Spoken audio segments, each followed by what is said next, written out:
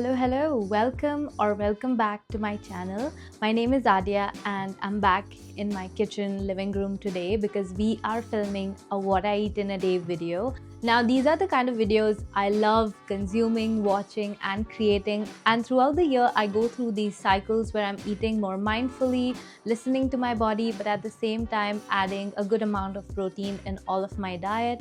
And sometimes I'm a little more goal oriented. I have a set calorie that I will be consuming, and then I also have a protein goal to meet at the end of the day. So I have created a few of the mindful what I eat in a day videos in the past, so if you want to check those out, I'll link those in the description below. But today we are doing what I eat in a day when I have to hit 100 grams of protein every single day, and the total calories for today's video is going to be in and around 1400. As you know, I'm an Indian and my meals primarily revolve around Indian food, and growing up my diet was very carb heavy, which gave me my fair share of metabolism issues and weight fluctuations. So in the past few years I have really made myself aware about food, nutrition, how to eat well, how to balance and portion my meals, and also add a good amount of protein in all of my meals. But having said that, I'm not a nutritionist. Everything that I'll be sharing today has worked for me. When I started my journey, I really struggled with finding some inspiration without really compromising on the spices and the flavors that we all love and grew up eating. So I thought I'll share this video for someone who is like me. I will say that I am an Ovo Lacto vegetarian, which basically a fancy way of saying I am primarily a vegetarian, but I also eat eggs. But I will be sharing some alternatives. If you are a vegetarian, you can still benefit from this video. But before we start cooking, let's talk a little bit about the numbers. How did I really come up with the number 1400 calories? Now, in any fitness journey, the step one is to recognize what is your fitness goal. It could be fat loss, it could be muscle gain, or it could be both. And the second step is to know what is your TDEE, which is basically your total daily energy expenditure. The TDEE depends on a lot of factors like age, gender, height, weight, and of course the daily activity levels. Your daily activity levels could be anywhere between minimal, where you have a sedentary lifestyle, maybe a desk job, to moderate, where you go to the gym maybe 2 to 4 times a week, to high intensity, where you are active throughout the day and go to the gym pretty much 6 to 7 days a week.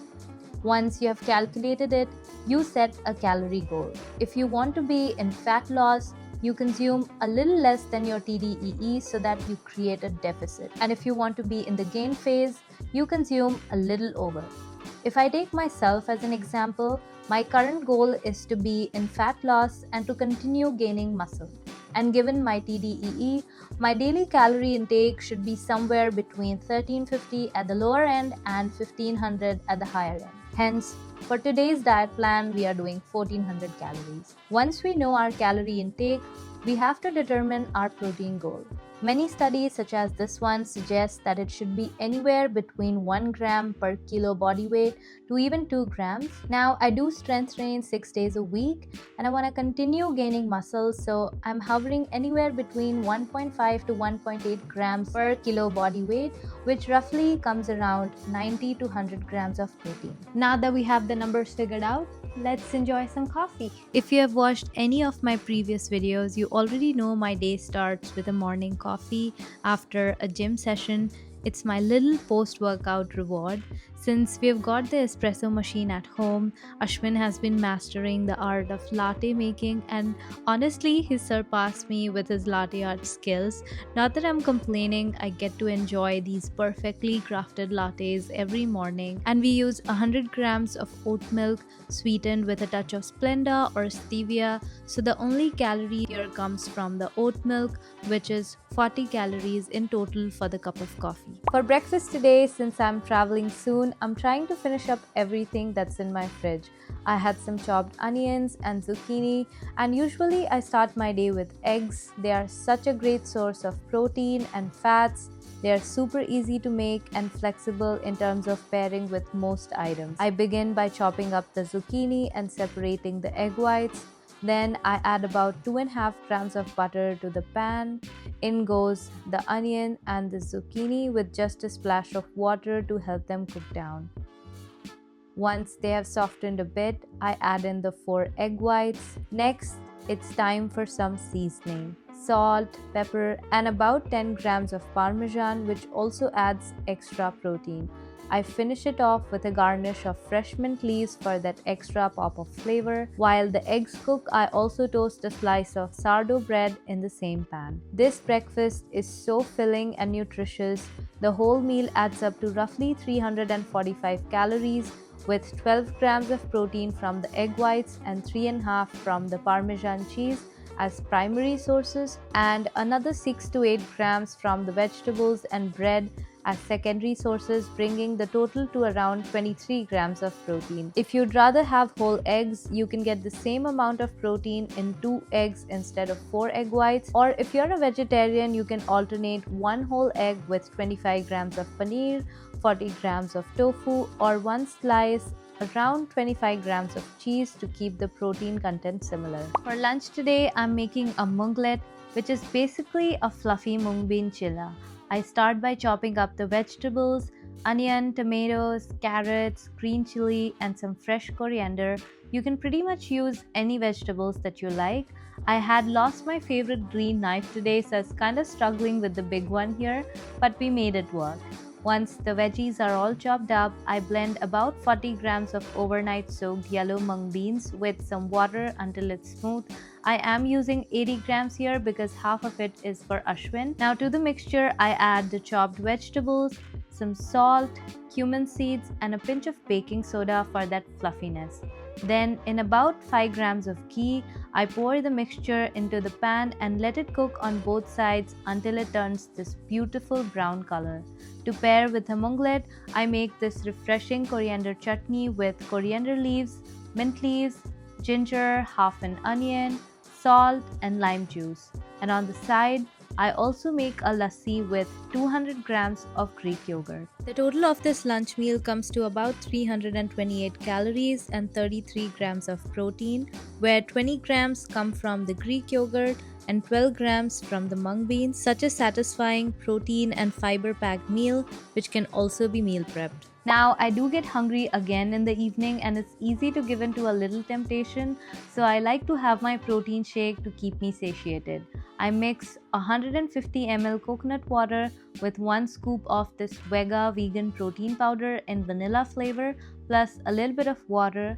This is sweet and delicious, and the coconut water really helps mask the flavor of the vegan protein that we often don't love. This comes to 140 calories with 20 grams of protein, which is perfect for curbing my hunger without overindulging this time of the day. For dinner today, I'm making paneer vegetable pulao. I love rice, and honestly, I don't think any plan that cuts out rice is sustainable for me, and over time I have learned it's all about moderation and portioning things right. To make this, I'm using 100 grams of frozen vegetables. I had some cauliflower and peas. Then in a pan, I heat 5 grams of ghee, add in cumin seeds, cinnamon, and cloves for that warm aromatic base. Once fragrant, I toss in some chopped onions and the vegetables. Next, I add the salt and biryani masala. I absolutely love the flavor of Shahi biryani masala. While the veggies cook, I chop up 100 grams of paneer and add it to the pan. Once the rice is ready, I have used 50 grams here. I mix it in and let everything cook together for a few minutes. Finally, I garnish it all with some fresh mint leaves. If you have coriander leaves or prefer that instead, feel free to do that. This is hands down one of my favorite meals to have, and if you don't mind an extra 50 to 70 calories, I highly recommend adding a handful of nuts and raisins for a bit of crunch and sweetness.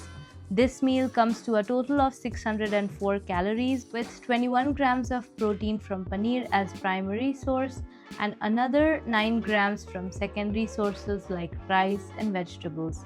It's hearty, flavorful, and incredibly satisfying. Alright guys, that's it for today. I hope you enjoyed this video as much as I enjoyed cooking, creating and eating all of it that I did. I will say that the total calories could be off by 50 to 100 calories depending on the app you use to track, and sometimes depending on the brand that you use for yogurt or paneer, cheese, etc. Your calories could also differ, but you can pretty much mix and match anything and everything that I cooked today. You could make khichdi with vegetables, pair it with dahi. You could also make some paneer, roti and pair it with chutney. As long as you're consuming the exact same things, perhaps in a different form, you should be in and around the same calorie range with the same amount of protein. So if you like this video, please consider subscribing to my channel and like the video for the algorithm. Thank you, and I'll see you in the next one.